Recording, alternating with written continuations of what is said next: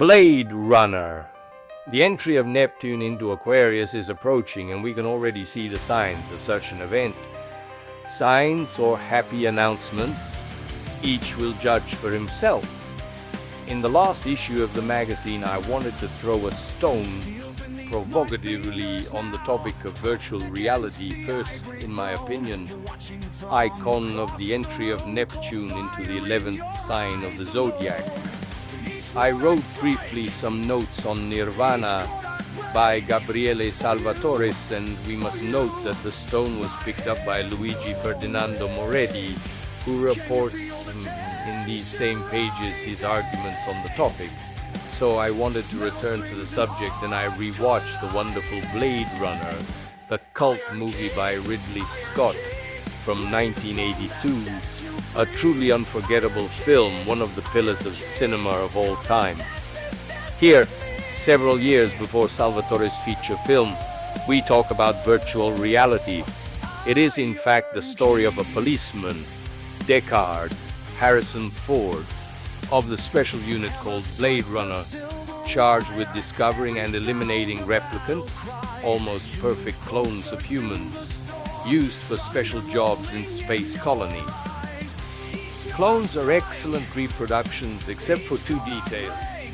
They have a short life, usually 4 years, and they seem apparently devoid of feelings. But, as we will see in the film, this is not entirely true, and here, as in the Neapolitan director's fiction, the dilemma, person or character, develops. We find ourselves in a Los Angeles of the future, dark, afflicted by persistent acid rain, noisy, smoky, crowded with a jumble of races and multi-ethnic characters. Deckard moves between metallic and spectral architectures, in narrow, open-air corridors created in the midst of the incessant swarming of Americans, Chinese, Black Africans, Europeans. The flat and very high facades of skyscrapers at night serve as displays for incessant advertisements, while the megaphones in the streets repeat their messages that today we call shopping advice.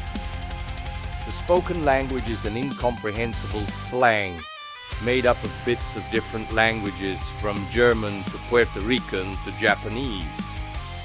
The policeman is charged with assassinating 4 rebellious and fleeing replicants. He uses a sophisticated pupil dilation test, the Voigt-Kampff test, which seems to evoke others of sad Lagerian memory. Thus he discovers that the replicants are 5 and not 4. And among them there is also Rachel, the actress Sean Young. The girl does not know she is one and tries defenses such as memories of playing doctor as a child or photos with her mother, but the protagonist of the film explains to her that they are only brain grafts, memories of other people. Rachel, visibly shaken, despite those who claim that replicants do not have a soul, falls in love with a potential eliminator and even saves his life by killing one of the 4 replicants herself. They came to Earth to force their designer to modify his artificial DNA and thus prolong his life. But the mission fails and the 4, one after the other, die. The last one, Buddy, magnificently played by Rutger Hauer, a very blonde clone with Mephistophelian blue eyes, masterfully dubbed in the Italian version, goes out like a music box that is running out of power and adjusts his verbal rhythm to the same that is inexorably running out.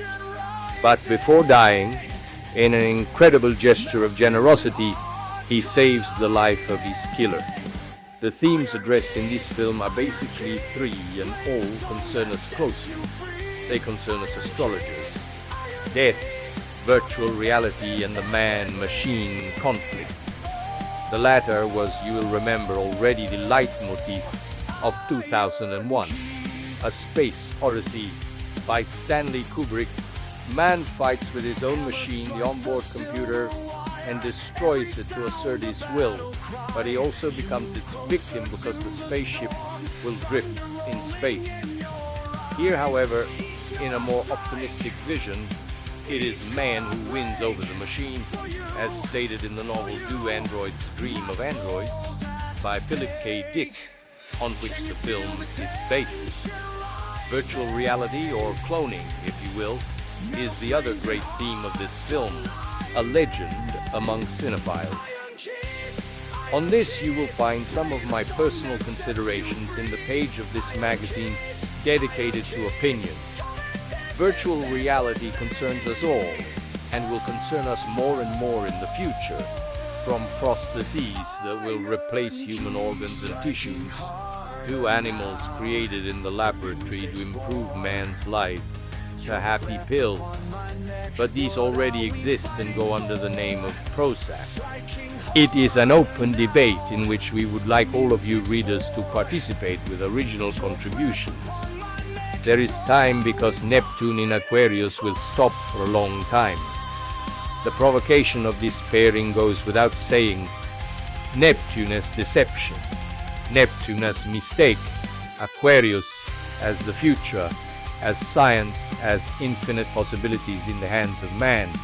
The film is an absolute must-see because it relaunches a huge series of meanings and cites unforgettable classics such as Il Medioevo Prossimo Venturo by Roberto Vacca, who, despite being a bitter enemy of astrology, has nevertheless said some things that are shareable.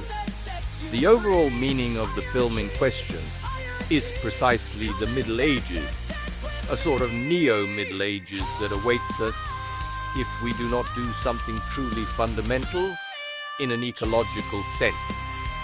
In that hubbub of steel and persistent rain, in that sort of court of miracles of beggars who speak unknown languages and who cannot communicate with each other, but he pronounces his last words, which are, "It is time to die," and didactically recalls others. Where do I come from? Where am I going? How much time do I have left? And we astrologers are not even able to answer these questions.